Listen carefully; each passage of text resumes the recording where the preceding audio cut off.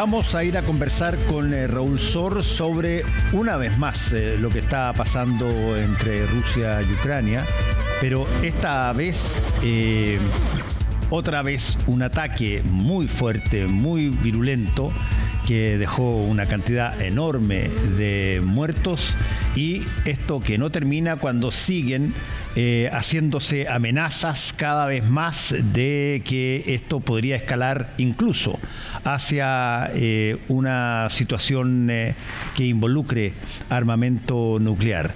Conversamos con Raúl Sor. ¿Cómo estás, Raúl? Hola, Fernando. Sí, un ataque, uno de los más mortíferos que ha realizado Rusia en los últimos tiempos y en general sobre Ucrania, a la ciudad de Poltava, que está a unos 200 y tantos kilómetros de la frontera. Y en este ataque murieron 51 personas y más de 200 heridos. Y estos dos misiles, inicialmente Ucrania dijo, bueno, esto fue contra un establecimiento educacional. Bueno, educacional era, pero no exactamente como se interpretaba, sino que era una escuela de telecomunicaciones del ejército ucraniano, y de alguna manera los rusos se enteraron de que en el momento, o sea, se celebraba allí una ceremonia con los cadetes, y estaban congregados en el edificio, en el patio, muchos de ellos fumando afuera, cuando cayeron estos dos cohetes, causando esta cantidad enorme de muertos y heridos.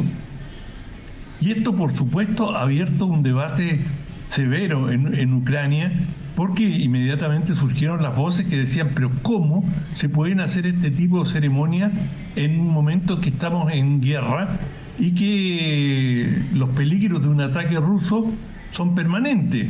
Bueno, del lado ucraniano también te puedes imaginar que este tipo de ceremonias son buenas para la moral, es decir, claro, verse reunir a soldados y, digamos, estudiantes de uniforme, tiene un efecto positivo, no estar todo el tiempo, digamos, a la defensiva, pero el hecho es que esto ha generado un gran debate en Ucrania, en los momentos en que Ucrania está pasando por una situación particularmente delicada desde varios puntos de vista. Se prevé que para estos días el presidente Zelensky cambie a la mitad de su gabinete y está removiendo a una serie de importantes ministros, en la mayoría de los casos por deficiencias en su gestión. De manera que este es un momento delicado, pero también muy delicado, porque la gran ofensiva que inició, no sé si tan gran, pero la importante ofensiva en términos de los recursos limitados de los cuales dispone Ucrania, de ingresar a la provincia de Kursk en Rusia, no está dando los resultados esperados, y el principal objetivo no era ocupar territorio ruso, sino que en la medida de lo posible distraer fuerzas, es decir, obligar a los rusos a replegar tropas desde Ucrania para ir a defender Kursk. Y eso no ocurrió. Los rusos, con su inmenso territorio, una vez más han aplicado la vieja estrategia que usaron frente a la Alemania nazi, frente a Napoleón.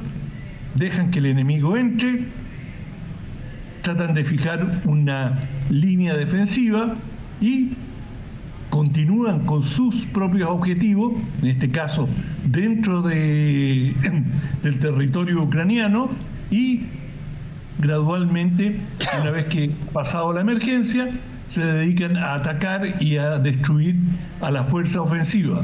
Pero para Ucrania, que tiene fuerzas muy limitadas, esta iniciativa no se vive bien aspectada por el momento.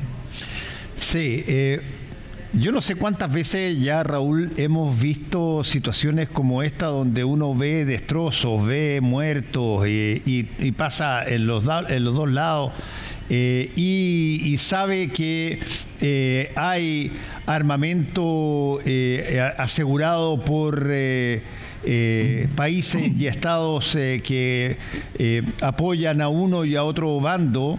Y desde ese punto de vista, ¿qué sentido tiene generar una mínima expectativa de que pueda darse algún tipo de alto el fuego? Bueno, justamente Ucrania planteaba que esta ofensiva en el territorio ruso era una carta para poder negociar. La guerra ya cumple 30 meses, Fernando, 30 meses. Es decir, es un desgaste brutal para ambos países, pero naturalmente mucho más para Ucrania, que es más débil en número de habitantes, económicamente, y Ucrania estaba incluso antes de la guerra con dificultades económicas, de manera que en estas condiciones el más débil es el que sufre más. Y con 30 meses de guerra que ha sido tremendamente destructiva para ambos bandos. Bueno, la situación se vuelve cada vez más crítica y en cierta medida la ofensiva en territorio ruso fue una apuesta que, así como se ven las cosas hoy día, parece que no está dando el resultado esperado y al contrario, podría ser muy complejo para Ucrania, que en la medida que Rusia logre sus objetivos territoriales dentro del Donbass, que es el territorio que Rusia, poblado por rusoparlantes, con una población filorrusa que tiene más conexión o mucha conexión con Rusia, bueno, es posible que en ese momento Rusia diga: hemos llegado, hemos cumplido nuestro objetivo y le vamos a exigir. Vamos a ocupar estos territorios. Ucrania debería renunciar a ello o reconocer la autonomía de estos territorios en manos de, a lo mejor, de instituciones levantadas a prisa en la región. Sí. Y segundo, no ingresar bajo ningún título a la Organización del Tratado del Atlántico Norte, la OTAN. Oye, hoy día en CNN Radio en la mañana, en la sección Cuestión de Opinión, que me tocó hacerla a mí, yo me referí a palabras que dijo el ministro de Relaciones Exteriores de Rusia, Sergei Lavrov, y lo dijo, y te lo voy a citar, que Estados Unidos estaba jugando con fuego por su apoyo a Ucrania, y habló específicamente que, cito, una eventual tercera guerra mundial no afectaría solo a Europa, sino que incluiría a América. Y agregó: ahora estamos confirmando una vez más que jugar con fuego, y ellos son como niños pequeños que juegan con fósforos, es algo muy peligroso para los adultos a los que se le confían armas nucleares en uno u otro país occidental.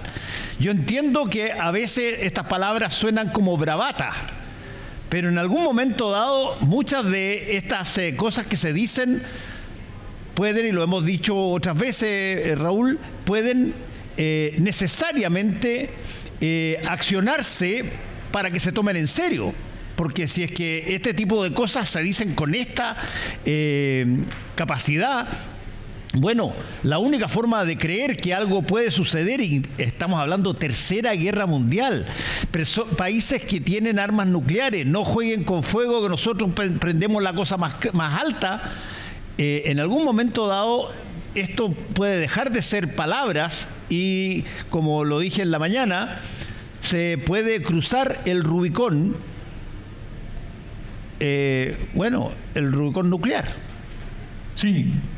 Bueno, Lavrov es el hombre menos improvisado que debe haber en Rusia. Él es una vieja carta soviética, es un maestro de las relaciones internacionales rusas y conoce digamos, las relaciones con Occidente como poco, de manera que en él no debe haber una sola coma, un punto de improvisación.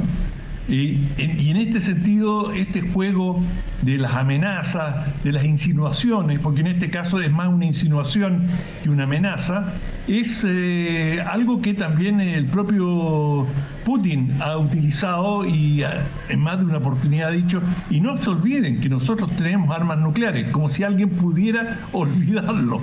Pero de momento no se ve que esto pueda escalar a esos niveles, pero tú bien lo señalas, en estas situaciones dinámicas las cosas pueden escalar sin que nadie lo haya previsto.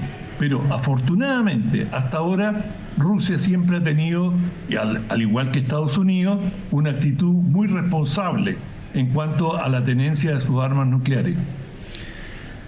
Sí, bueno, pero no hay que olvidarse que ya se usaron una vez.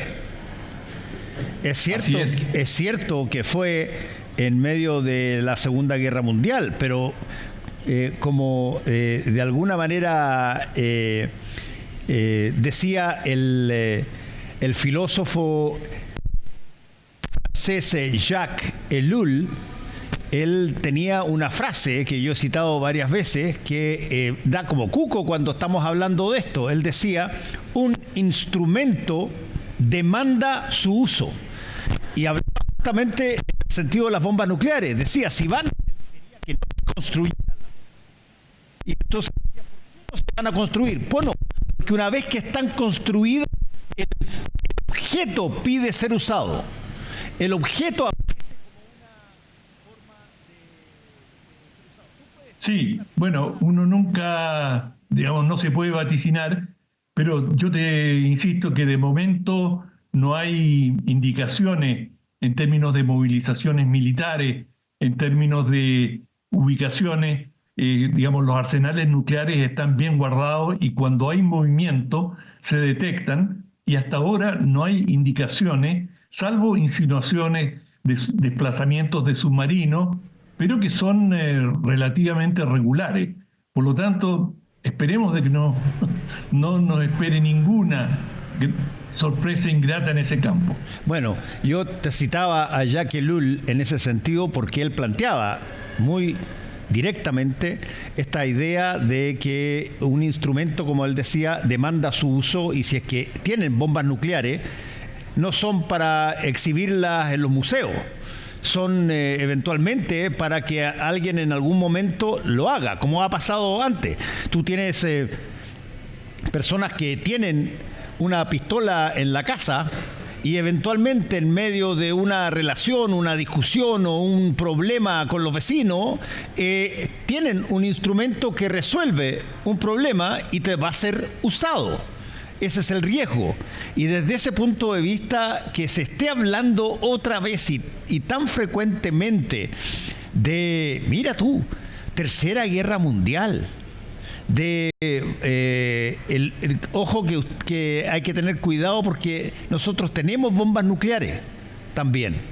Ese tipo de cosas y que esto va a afectar todo el planeta, no solamente Europa, son cosas que es cierto, pueden ser advertencias, amenazas, tratar de disuadir a alguien, pero desde el punto de vista de si es que las palabras generan conducta, estamos cerquita.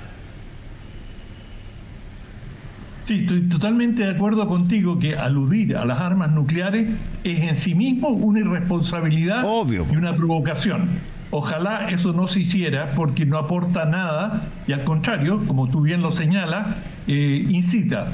Pero de momento, como te digo, no hay evidencia material que ninguno de los bandos se prepare para usarla. Bueno, ojalá y que esto quede en bravata, como decía yo, pero igual las bravatas no matan y sin embargo hay mucha muerte hoy día entre Ucrania y Rusia. Así es. Muchas gracias, Raúl. Que te vaya bien. Igual, chao. Chao.